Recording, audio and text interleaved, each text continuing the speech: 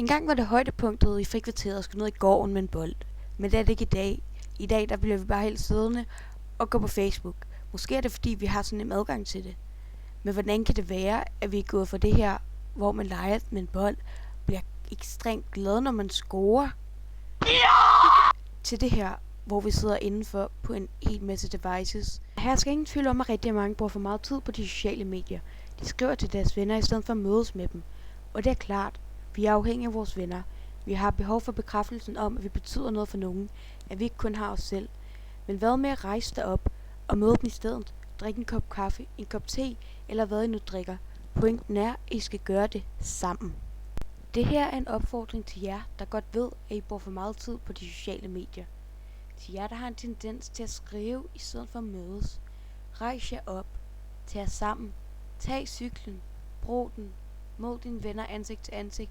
Tal med dem. Og husk nu lige, for guds skyld, at sætte din mobiltelefon på lydløs fast. Husk at besøge vores hjemmeside www.formagetinternet.dk for meget mere information og viden om, hvordan digitaliseringen påvirker unge og deres hverdag. Tak for nu.